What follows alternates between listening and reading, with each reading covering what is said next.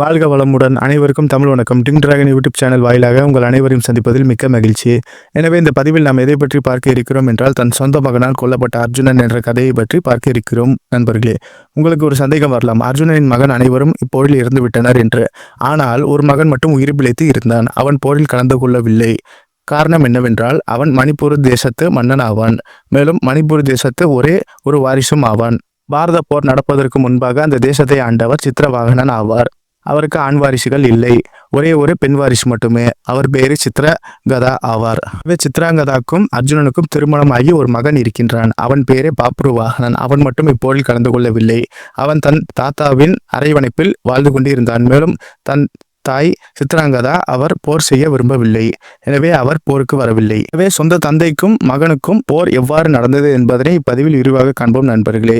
எனவே அர்ஜுனனுக்கு 4 மனைவிகள் இருக்கின்றார்கள். முதலில் திரௌபதிக்கும் அர்ஜுனனுக்கும் திருமணம் நடந்து அதன் வாயிலாக ஸ்ருத்தகர்மன் என்ற மகன் இருக்கின்றான். பின்பு சுபத்ரைக்கும், அதாவது கிருஷ்ணனின் தங்கையான சுபத்ரைக்கும் அர்ஜுனனுக்கும் திருமணம் நடந்து அதில் அபிமன்யு பிறந்தான். அவன் வனவாசத்தில் இருக்கும் பொழுது, அதாவது 12 ஆண்டுகள் தன் அண்ணனின் ஆணைக்கிணங்கி அவன் வனவாசத்திற்கு சென்றான். அப்பொழுது நாகக்கன்னியான உறுப்பிக்கும் இவனுக்கும் திருமணம் நடந்து அரவான் என்ற மகன் பிறந்தான். இறுதியாக மணிப்பூர் தேசத்தை ஆண்ட சித்ரவாகனன் என்ற மன்னர் தன் மகளை அர்ஜுனனுக்கு திருமணம் செய்து வைத்தார், தன் ஆண் வாரிசு இல்லையே என்ற காரணத்தினால். எனவே சித்ராங்கதாக்கும் அர்ஜுனனுக்கும் திருமணம் நடந்தது.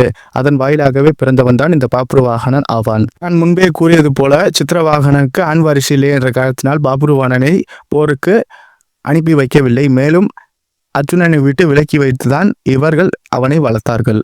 அர்ஜுனன் திருமணத்துக்கு பிறகு பாப்ருவாகனனை சந்திக்கவே இல்லை, தன் மகனை காணவே இல்லை. அதன் பிறகு அர்ஜுனன் வாழ்க்கையில் பல்வேறு சிக்கல்கள் வந்தன. மேலும் அவன் போரில் வெற்றி பெற வேண்டும் என்ற எண்ணத்தில் மட்டுமே இருந்தான். எனவே குருஷேத்திரமும் முடிந்தது. தர்மன் போரில் வெற்றி பெற்றதான். எனவே தன் அண்ணன் தர்மராஜன் போரில் வெற்றி பெற்றதை உணர்ந்து கொண்டு அர்ஜுனன் மிகவும் மகிழ்ச்சியாகவே இருந்தான். போரில் பல்வேறு வீரர்களை நாம் கொன்றுவிட்டோம், நமக்கு எந்த பாதிப்பும் இருக்கக்கூடாது, நம் வம்சம் தலைத்து இருக்க வேண்டும் என்ற காரணத்தினால் ராஜசூய யாகத்தை நடத்தியிருந்தார் பாண்டவர்கள். மேலும் ஒரு அஸ்வமேத யாகத்தையும் நடத்தியிருந்தார். யாகத்தின் பொழுது அந்த குதிரையானது வெளிப்பட்டது. அந்த குதிரையை, அதாவது அந்த அஸ்வத்தினை பாரத கண்டம் முழுவதையும் சுற்ற வைத்தார்கள் பாண்டவர்கள். எனவே அந்த குதிரை பாரத தேசம் முழுவதும் சுற்றித் திரிந்தது. அனைத்து தேசத்து மன்னர்கள் ஏற்கனவே இறந்து விட்டார்கள் போரில். இறுதியாக அந்த மன்னரின் வாரிசுகள் அனைவரும் பாண்டவர்களை மன்னராகவே ஏற்றுக்கொண்டார்கள். மாபெரும் மன்னராக, அதாவது சக்கரவர்த்தியாகவே ஏற்றுக்கொண்டார்கள். இறுதியாக அந்த குதிரை மணிப்பூருக்கு சென்றது. மணிப்பூர் நுழைவு வாசலில் நுழைந்தவுடன் அந்த குதிரையை சிறைபிடித்தான் பாப்ருவாகனன்.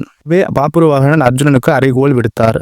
அது என்னவென்றால், நான் ஒரு வீரன் இருக்கிறேன் அர்ஜுனா, நீ என் எதிரில் வந்து என்னுடன் போர் செய்து பிறகு இந்த குதிரையை மீட்டி கொண்டு செல். அப்பொழுதுதான் ராஜசூய யாகமும் அஸ்வமேத யாகமும் நிறைவு பெறும். இல்லை என்றால் நான் தான் இந்த பாரத தேசிய மன்னன் என்று அறைகோல் விடுத்தார். எனவே இந்த அறைகோல் செய்தியானது அர்ஜுனனுக்கு எட்டியது. அர்ஜுனன் கோபம் கொண்டு அவனை வதம் செய்வதற்காக மணிப்பூருக்கு சென்றான். அப்பொழுது அவன் அனைத்து பாண்டவர்களையும் கூட கூட்டி செல்லவில்லை. அதன் மாறாக கர்ணனின் மகனான விருஷகேதுவை மற்றும் தன் பெரியப்பா மகனான யூட்சுவை அழைத்து கொண்டு சென்றான். உங்களுக்கு சந்தேகம் வரலாம், அனைத்து கௌரவர்களும் இறந்து விட்டார்கள் என்று. போரில் ஒரே ஒரு கௌரவன் கொல்லப்படவில்லை. அவர்கள் பாண்டவர்கள் பக்கம் வந்து சேர்ந்து விட்டார்கள். அதன் வாயிலாகவே அவர்கள் உயிர் பிழைத்தார்கள். எனவே அந்த யூட்சுவும் அவன் மகனும் இப்போரில் கலந்து கொண்டார்கள். எனவே விருஷகேது, யூட்சு, அவன் மகன் அனைவரும் பாரத போரில் பெரும் பங்களிப்பு எதுவும் கொடுக்கவில்லை என்ற காரணத்தினால் இப்போரில் நாங்கள் கலந்து கொள்கிறோம் என்று கூறிக்கொண்டு அர்ஜுனனுக்கு துணை புரிய அர்ஜுனுடன் சென்றார்கள். அர்ஜுனன் பல்வேறு வீரர்களை கூட்டிக் கொண்டுதான் அவன் மணிப்பூர் தேசத்தை படையெடுக்க சென்றான். அப்பொழுது நுழைவு வாயிலில் இருந்த பாப்ருவாகனன் அனைத்து வீரர்களையும் கொத்து கொத்தாக கொன்று குவித்தான். அனைவரையும் விரட்டடிக்க செய்தான். ஒருவர் கூட மிச்சம் வைக்காமல் வீழ்த்தினான் அனைவரையும். இறுதியாக யூட்சுவை வதம் செய்தான். யூட்சுவின் மகனையும் வதம் செய்தான். பின்பு கர்ணனின் ஒரே மகனான, அதாவது போரில் எஞ்சியிருந்த கர்ணனின் மகனான விருஷகேதுவை அவன் வதம் செய்தான். இந்த செய்தியானது அர்ஜுனனுக்கு எட்டியது. தான் இப்போரில் அனைவரையும் இழந்து விட்டேனே என்று சோகத்துடன் இருந்தான். பாரத போரில் பல்வேறு வீரர்களை வெற்றி கொண்டு விட்டேன். இறுதியாக என் அண்ணையும் நான் கொன்று விட்டேன். அண்ணன் மகனையும் நான் இப்போது இழந்து விட்டேன். கௌரவர்களின் ஒருவன் தான் மிச்சம் இருந்தான். திருதராஷ்டிரனுக்கு ஒரே ஒரு புதல்வர் தான் மிச்சம் இருந்தான். அவர் கூட இப்போரில் வீழ்ந்து விட்டாரே என்று சோகத்தில் இருந்தான். எனவே அந்த பாப்ருவாகனனை நான் கொடூரமாக கொலை செய்வேன் என்று சபதம் எடுத்து அவன் போருக்கு தயாரானான். அனைத்து அஸ்திரத்தையும் எடுத்துக்கொண்டு காண்டிபத்தையும் எடுத்துக்கொண்டு அவன் மணிப்பூர் தேசத்துக்கு சென்றான். பிறகு மகனும் தந்தையும் நேர் எதிராக சந்தித்தனர். ஆனால் அவர்களுக்கு தெரியாது, எதிரில் இருப்பவன் என் தந்தை, எதிரில் இருப்பவன் என் மகன் என்று. இருவரும் வீரராகவே தங்களை கருதி கொண்டு போர் செய்ய தொடங்கினார்கள். இருவரும் தங்களின் வில்லை உயர்த்தி அதில் அம்பை செலுத்தி போர் செய்தார்கள். இருவரும் அம்பு மலையை பொழிந்தார்கள். அனைவரும் அதனை வேடிக்கை பார்த்தார்கள். அர்ஜுனன் மற்றும் பாபுரோகாகனின் உடலில் குருதியானது பெருக்கெடுத்து ஓடியது. இருவரும் சளைக்காமல் ஒருவரை ஒருவர் தாக்கிக் கொண்டார்கள். இருவரும் சற்று களைப்பானார்கள். இறுதியாக அர்ஜுனன் கோபம் கொண்டு அவன் வில்லை உடைத்தெறிந்தான். பதிலுக்கு அவன் தன் கதாயுதத்தை எடுத்து அர்ஜுனன் தேர் மீது வீசினான். அர்ஜுனன் தேர் உடைந்து விட்டது. அப்பொழுது கோபம் கொண்ட அர்ஜுனன் தன் சக்தி வாய்ந்த அஸ்திரங்களால் அவன் கதாயுதத்தை மேலும் தன் ஈட்டி கோடாரி மேலும் அவன் தேர்களையும் உடைத்து வீசினார்.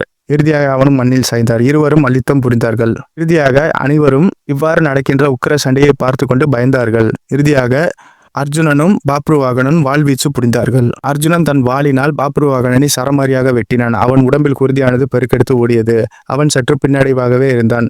இறுதியாக அர்ஜுனன் அவனை கொன்று விடுவான் என்று அனைவரும் பார்த்து கொண்டு இருந்தார்கள். ஆனால் முடியவில்லை. தன் கையில் இருந்த ஈட்டியை எடுத்துக்கொண்டு பாப்ருவாகனன் அர்ஜுனனை குத்தி கொன்றான். அந்த நிமிடமே அர்ஜுனன் மாண்டு விட்டான். இந்த செய்தியானது அகண்ட பாரத தேசத்துக்கு தெரிய வந்தது. அர்ஜுனன் இறந்து விட்டனா என்ற செய்தி. எனவே அர்ஜுனனின் இன்னொரு மனைவியான உலுப்பிக்கும் இந்த செய்தியானது தெரிய வந்தது. உங்களுக்கு ஒரு சந்தேகம் வரலாம், எப்படி உலுப்பிக்கு தெரியும் என்று. மணிப்பூர் என்பது நம் பாரத தேசமான இந்தியாவை குறித்துதான் இந்த கதை சொல்லப்பட்டது. மணிப்பூர் என்பது வடகிழக்கு பகுதியில் உள்ள ஒரு மாநிலமாகும். அதே போல நாகாலாந்து என்பது நாக்பூர் ஆகும். நாகலோகத்திலிருந்து உலுப்பியும் மணிப்பூருக்கு வந்து அடைந்தார். தன் மனவனான அர்ஜுனன் இறந்து விட்டதை கண்டு கதறி அழுதார். எனவே சுபத்ரையும் திரௌபதியும் அனைத்து பாண்டவர்களும் அந்த இடத்திற்கு வந்தார்கள். கிருஷ்ணரும் பலராமரும் கூட வந்தார்கள். எனவே போரில் வெற்றி பெற்றும் அர்ஜுனனை இறந்து விட்டுமே அனைத்து பாண்டவர்களும் சோகத்தில் இருந்தார்கள். என்ன செய்வது என்றால் தெரியாமல் அனைவரும் கிருஷ்ணன் இடம் உதவி கேட்டார்கள். கிருஷ்ணன் ஒரு உபாயம் வழங்கினார். மணிப்பூருக்கு அர்ஜுனன் படையெடுத்து சென்றான். ஆனால் தன் சொந்த மகனாலே அவன் கொல்லப்பட்டான். பாண்டவர்கள் அனைவரும் அதிர்ச்சியில் இருந்தார்கள். மகனால் கொல்லப்பட்டானா? இவன் அர்ஜுனனின் மகனா என்று. ஆம் பாண்டவர்களே, இவன் சித்ராங்கதைக்கும் அர்ஜுனுக்கும் பிறந்த மகனாவான். பாப்ருவாகனன் ஆவான். அனைவரும் சோகத்தில் இருந்தார்கள். சொந்த மகனாலே அர்ஜுன் கொல்லப்பட்டான். தன் தம்பியை இழந்த பாண்டவர்களும் தன் அண்ணனை இழந்த பாண்டவர்களும் வேதனையாக இருந்தார்கள். கிருஷ்ணன் உபாயம் வழங்கினார். அது என்னவென்றால், உலுப்பியை அழைத்து இங்கே வா உலுப்பி என்று உரைத்து உன் தேசத்திற்கு சென்று நாகமணியை எடுத்து கொண்டு வா. அதாவது உன் முன்னோர்கள் செய்த புண்ணியத்தின் காரணமாக நாகமணி உங்களுக்கு இருக்கிறது. அதை எடுத்துக்கொண்டு இங்கே வந்து அர்ஜுனனுக்கு உயிர் வழங்கு என்று கூறினார். தன் கணவனான அர்ஜுனனை காப்பாற்ற வேண்டும் என்பதற்காகவே நாகக்கன்னியான உலுப்பி நாகதேசத்துக்கு சென்று அந்த வைரமணியை, அதாவது அந்த நாகமணியை எடுத்துக்கொண்டு வந்தார்கள். அதில் பிரகாசமான ஒளி வந்தது. அந்த நாகமணியை கிருஷ்ணர் மீது மரியாதையுடன் வழங்கினாள் உலுப்பி. எனவே கிருஷ்ணன் சில மந்திரங்கள் ஜபித்து நாகமணியை அர்ஜுனன் நெஞ்சில் வைத்து அழுத்தினார். எனவே அந்த நாகமணியின் சக்தியால் அர்ஜுனனுக்கு மீண்டும் புத்துயிர் வந்தது. அர்ஜுனன் அப்போது மூர்ச்சையில் அடர்ந்தது போல் இருந்தான். எனக்கு என்ன நடந்தது பார்த்தா? மேலும் மாதவா, எனக்கு என்ன நடந்தது? ஏன் அனைத்து சகோதரர்களும் இங்கு இருக்கிறார்கள்? போரில் என்ன நடந்தது என்று கேட்டான். அப்பொழுது உன் மகனால் நீ கொல்லப்பட்டாய் அர்ஜுனா என்று உரைத்தான். யார் இவன்? எதில் நிற்பவன் என் மகனா என்று ஆச்சரியத்துடன் பார்த்தான். அப்பொழுது அர்ஜுனன் மகனால் கொல்லப்பட்டதை எண்ணி வேதனை அடைந்தான். இருந்தாலும் தன் இரத்தத்தாலே தனக்கு மரணம் நேர்ந்தது. பின்பு தன் மனைவியாலே எனக்கு புத்துயிர் வந்தது எண்ணி மகிழ்ச்சியில் தான் இருந்தான். இப்பொழுது என்ன காரணம் மாதவா, நானும் என் மகனும் இவ்வாறு போரிட்டுக் கொள்வதற்கு என்று கேட்டான். நீ பீஷ்மரை வீழ்த்தினாய் அல்லவா? அதன் சாபமே இப்பொழுது நடந்து உள்ளது பார்த்தா என்று உரைத்தார் கிருஷ்ணர். கங்கையின் மைந்தரான பீஷ்மர் போரில் இறந்து விட்டார். அப்பொழுது கங்காதேவி உனக்கு ஒரு சாபம் வழங்கினார். அது தெரியுமா உனக்கு? ஆம் மாதவா, தன் மகனாலே கொல்லப்படுவாய் என்று. அந்த மகன் தான் இவன் அர்ஜுனா.